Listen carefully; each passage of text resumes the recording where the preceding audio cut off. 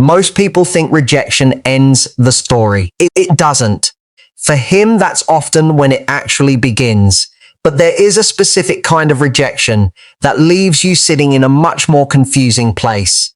It is the soft dismissal. It is the moment he looks at you and says he isn't ready, that he needs space, that he just wants to be friends. You are sitting alone at the end of a long day, replaying that exact phrase he used, trying to decide if you misunderstood, if you pushed too hard, if you can accept this bare minimum and wait for him to change his mind. You want one person to just say the thing. So I am going to say it. His offer of friendship isn't a bridge to love. It's a wall disguised as an open door. Here's the truth. You are sitting in the aftermath of a demotion, trying to convince yourself that it's actually a promotion in disguise. You tell yourself that if you just stay close enough, if you just remain in his orbit, he will eventually see what he's missing. You think that by accepting his terms, you are keeping the door open. But let me be clear about something. When an avoidant man offers you friendship after pulling away, he isn't offering you a partnership. He is offering you a leash. He wants you close enough to want, but far enough not to claim. He wants the warmth of your attention without the weight of his responsibility. And you are sitting there, holding the other end of that leash, wondering why your hands are getting blisters. Let me explain something slowly. The psychology of an avoidant attachment style isn't about malice, it's about emotional immaturity and a deep, often unconscious fear of being consumed. When the intimacy gets too real, when the expectations of a partnership start to feel like a trap, his nervous system hits the brakes. He doesn't leave because you did something wrong. He leaves because the dynamic shifted from something he could control to something he has to participate in. And instead of doing the hard work of communicating that fear, he offers you a compromise. He offers you friendship. It is the ultimate second choice. It is his way of keeping you on the stage without having to share the spotlight. Picture this. You at 11 at night, phone face down on the nightstand, replaying the moment he said he just needed space. You are analyzing the choreography of the conversation. You are wondering if you smiled too much, or texted too fast, or cared too deeply. You are trying to find the exact moment the pattern broke. But here's what most people miss. The pattern didn't break. The pattern is exactly what he designed. He wanted an audience, not a partner. He wanted the echo of your devotion without having to speak the words back. And by accepting his offer to just be friends, you stepped right back into the script he wrote for you. He didn't expect you to accept the demotion. He expected you to argue, to plead, to try and convince him of your value instead. He expected you to fight for the scraps he was offering because that would validate his belief that you need him more than he needs you. When you don't do that, when you simply look at his offer of friendship and quietly decline, it creates a void. And here is where the architecture of his mind starts to shift. That void becomes a vacuum. The vacuum pulls at the certainty he felt when he walked away. The pull creates an echo, a sudden, sharp realization that your silence is louder than his words. The echo gains weight, pressing against the narrative he built to justify his distance. That weight forces an inquiry. He starts to ask himself why you aren't chasing. And that inquiry becomes a reckoning. He realizes that the terrarium he built to keep you safely contained while he figured out his feelings is suddenly empty. You didn't just step out of it. You took the glass with you. He starts to wonder why you aren't fighting for the scraps he's offering. And here's the thing, the wondering is what undoes him. He thought your self-worth was tied to his approval. He thought that if he withdrew his warmth, you would freeze and beg for it back. But you didn't. You just put on a coat and walked away. That is the moment the power shift begins. You are no longer orbiting his moods. You are no longer waiting in the wings for his cue. You have reclaimed your energy and you have redirected it back into your own life. I want to pause on that for a second. Reclaiming your energy is not a tactic. It is not a game you play to get him to come back. It is a fundamental realignment of your self-respect. When you tolerate the bare minimum, your dignity becomes heavy. It drags you down. It makes you anxious, hyper-vigilant, constantly checking your phone, constantly analyzing his mixed signals. But when you walk away from a situation that doesn't honor you, that weight lifts. Dignity is like a physical object you carry. When you accept less than you deserve, it becomes heavier. When you enforce a boundary, it becomes lighter. You start to move differently. You start to speak differently. Your energy changes, and that change is magnetic. He expects you to be unsettled by the distance. And here's the thing, when you aren't, the power shift begins. He expects you to be the one who breaks the silence. He expects you to send the casual text, the holiday greeting, the subtle check-in to prove you're still there. He wants to know that he still has permission to enter your life whenever it suits him. But when you don't send that text, when you let the silence stretch out, you are holding up a mirror. The silence isn't angry, it isn't dramatic, it's just absent. And in that absence, he is forced to sit with his own choices. Let me be clear about one thing. Your silence after rejection isn't weakness. It's the loudest boundary you can set. Most people think silence means you don't care. It means you're playing hard to get.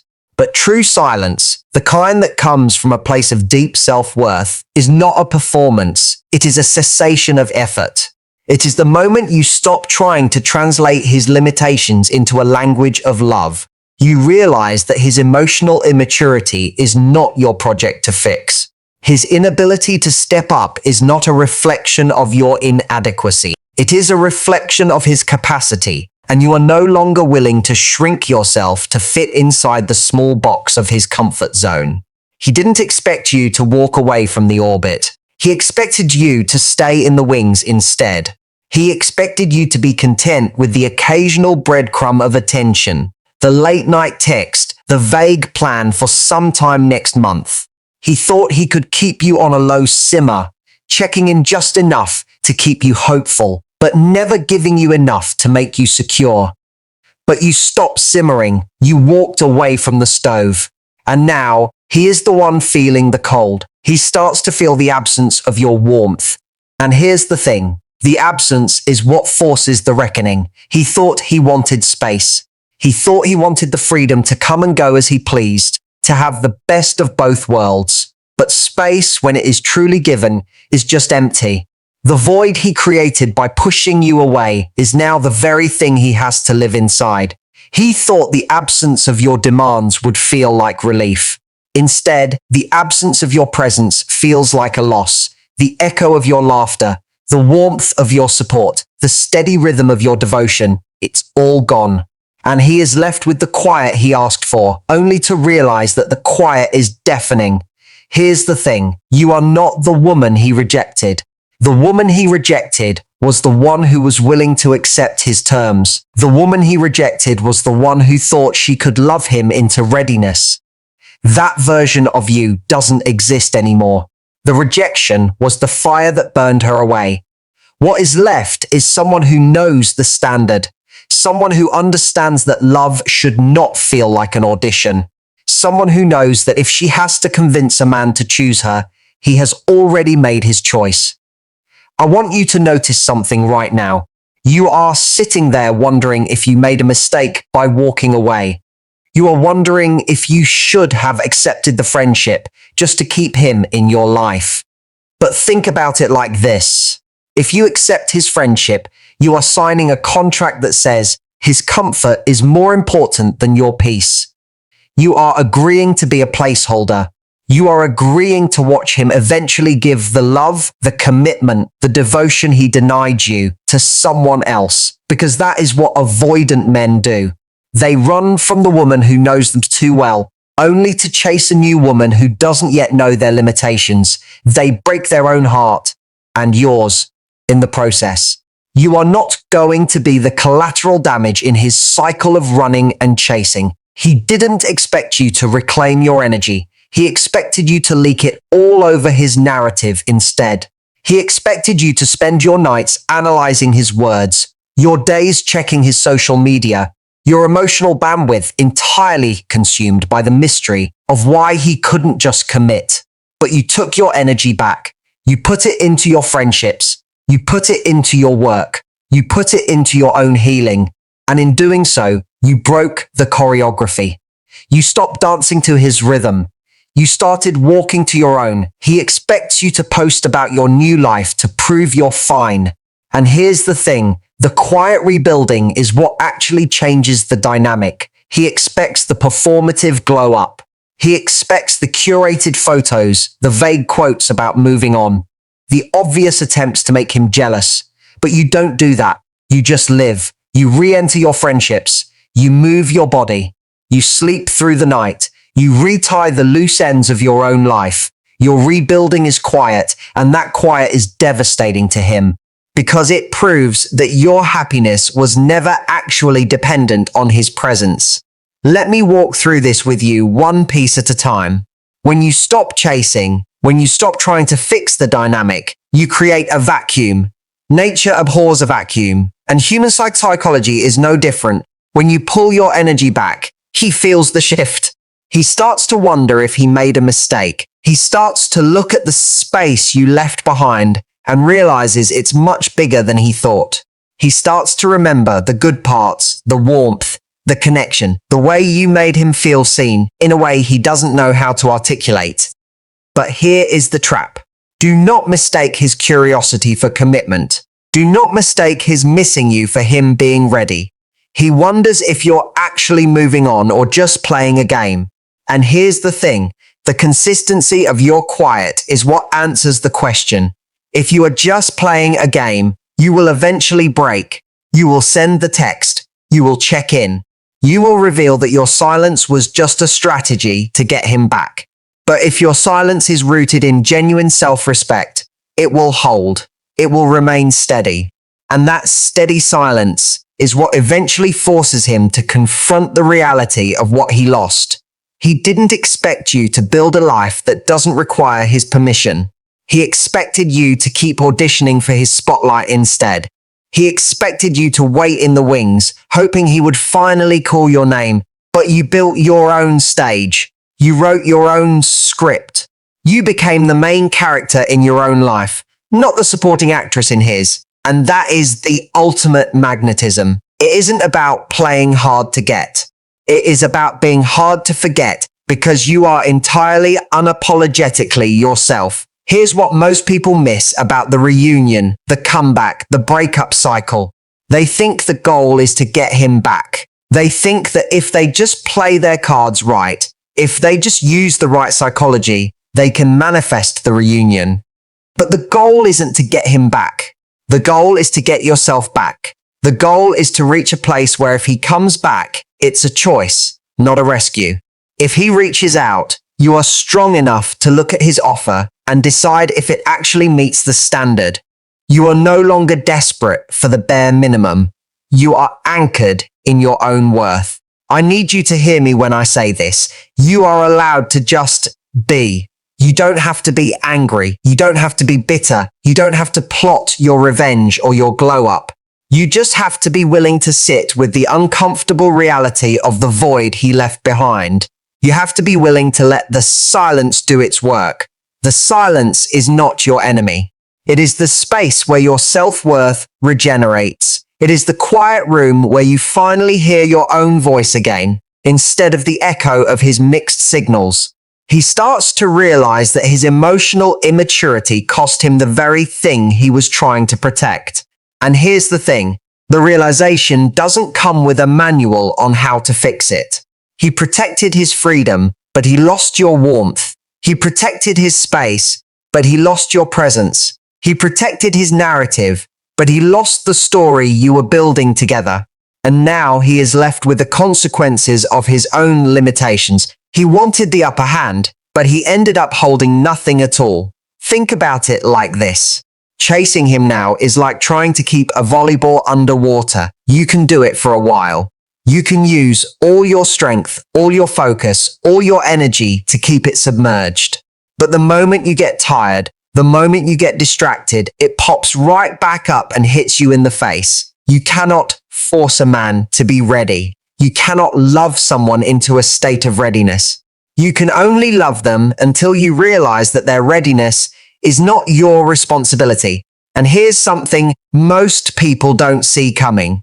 The moment you truly let go, the moment you truly accept that his choice is his choice, is the moment the dynamic completely flips. You stop being the one who was rejected.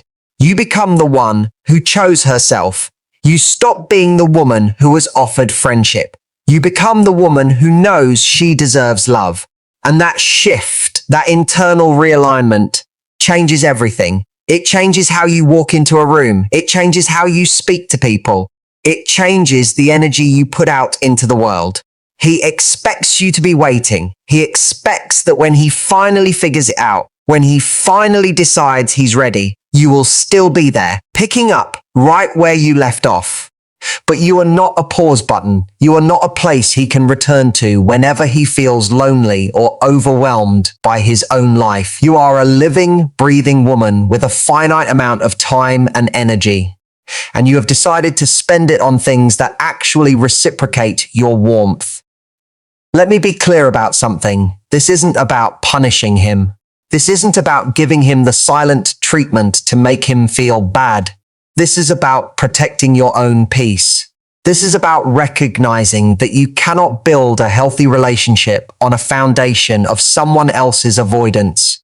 You need a partner who is willing to do the work, who is willing to sit in the discomfort of intimacy, who is willing to choose you every single day, not just when it's convenient for him. He didn't expect you to accept the demotion. He expected you to argue, to plead, to try and convince him of your value instead. But you didn't. You just accepted his reality. You said, okay, if this is all you can offer, then I have to go. And in that acceptance, you found your power. You found the upper hand, not by manipulating him, but by refusing to be manipulated by his limitations. You took the power shift into your own hands by simply walking away from a table where only crumbs were being served. Here's the truth. The pain you are feeling right now is not the pain of losing him. It is the pain of losing the illusion of who you thought he was. It is the pain of grieving the future you imagined. But that pain is temporary. It is the friction of growth. It is the feeling of your boundaries expanding, of your self-respect hardening into something solid and unbreakable. You are rebuilding your dignity, brick by brick, choice by choice. He starts to wonder if he will ever find someone who understands him the way you did. And here's the thing, the wondering is what keeps him up at night. He realizes that the connection you had wasn't just casual, it wasn't just easy, it was rare. And by offering you friendship, by trying to dilute that connection into something safe and manageable, he broke it. He can't unbreak it. He can't go back to the way it was before he pulled away. The choreography has changed. The script has been rewritten, and he is no longer the director. I want to pause on that for a second. You are not responsible for his realization. You are not responsible for his regret. You are only responsible for your own life. You are only responsible for making sure that you don't repeat the pattern. You are only responsible for ensuring that the next time you give your heart to someone, they are holding it with both hands, not offering it back to you as a compromise. He expects you to be unsettled by the distance. And here's the thing, when you aren't, the power shift begins. You are no longer unsettled. You are centered. You are oriented around your own life. You are willing to be with yourself. And that is the most attractive, most magnetic thing you can be. Because a woman who is whole on her own doesn't need a man to complete her. She just wants a man to complement her. And an avoidant man cannot complement a whole woman. He can only try to consume her or run from her. This is the part nobody's going to like hearing. He might come back. He might reach out in 3 months or 6 months or a year. He might say he's figured it out. He might say he's ready. And when he does, you are going to feel a rush of hope. You are going to feel the pull of the past. But you have to remember this moment. You have to remember the pain of the soft dismissal. You have to remember the insult of the offer of friendship. You have to remember that his readiness is not guarantee of his consistency. He didn't expect you to walk away from the orbit. He expected you to stay in the wings instead. But you stepped into the light. You stepped into your own life. And you are never going back to the wings. You are never going back to waiting for a cue that never comes. You are writing your own lines now. You are directing your own scenes. And the role of the woman who settles for the bare minimum has been recast. It's no longer available. Here's what most people miss. They think that if they just wait long enough, the avoidant man will change. They think that love is just a matter of outlasting his fear. But love isn't an endurance test. Love is a partnership. It is a mutual exchange of warmth, of vulnerability, of commitment. If you have to outlast his fear to get his love, it's not love. It's a hostage situation. And you are no longer willing to be held hostage by someone else's emotional limitations. He starts to feel the absence of your warmth. And here's the thing. The absence is what forces the reckoning. He thought he could handle the cold. He thought he preferred the cold. But the cold is lonely. The cold is quiet. And the cold doesn't hold you when you're tired. He is learning the hard way that the space he created is not a sanctuary. It is a prison of his own making. And the key to getting out was in your hand all along. But you dropped it. You walked away. And now he has to figure out how to break the lock himself. I'm going to say something and some of you will disagree. You don't need to closure him. You don't need to send the final text explaining why you're leaving. You don't need to have the last word. The last word is your absence. The last word is your silence. The last word is the life you build when you stop waiting for him to choose you. Closure is a myth we tell ourselves to justify staying in the conversation. True closure is the moment you realize you don't need his explanation to move forward. He didn't expect you to reclaim your energy. He expected you to leak it all over his narrative instead. But you took it back. You gathered it up. You poured it into your own foundation. And now your foundation is solid. You are not easily shaken. You are not easily swayed by a late night text or a vague compliment. You know your worth. You know the standard. And you know that anything less than full commitment is just a distraction. Think about it like this. You are a mirror. When he looked at you, he saw his own limitations reflected back at him. He saw the depth of his own avoidance. He saw the fact that he wasn't capable of meeting you where you were. And instead of doing the work to grow, he broke the mirror. He offered you friendship to dull the reflection. But you are not a mirror he can just turn around. You are the light source, and you have moved on to illuminate a different room. He wonders if you're actually moving on or just playing a game. And here's the thing. The consistency of your quiet is what answers the question. Your quiet is consistent. It is steady. It is rooted in a deep, unshakable self-respect. You are not playing a game. You are living your life. And the fact that he can't tell the difference just proves how little he actually understood you in the first place. Let me be clear about one thing. The story isn't about getting him back. It's about getting yourself back. It's about reclaiming the pieces of yourself you gave away in an attempt to make him comfortable. It's about taking back your time, your energy, your focus.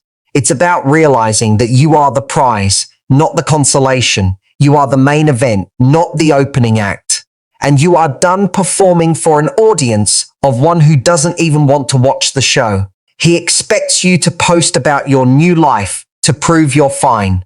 And here's the thing. The quiet rebuilding is what actually changes the dynamic. You don't need to prove anything to him. You don't need to broadcast your healing. You just need to live it. You just need to wake up every day and choose yourself. You just need to keep putting one foot in front of the other. And eventually, you will look back and realize that you didn't just survive the rejection. You transcended it.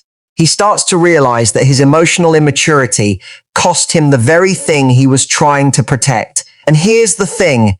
The realization doesn't come with a manual on how to fix it. He is left with the consequences. He is left with the void. He is left with the echo of his own choices. And you are left with your dignity.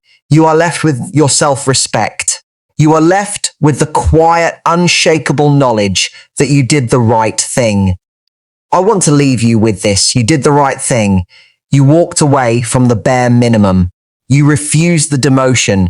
You chose yourself. And in doing so, you set the standard for every relationship that comes after. You proved that your love is not a consolation prize. You proved that your warmth is not something to be taken for granted.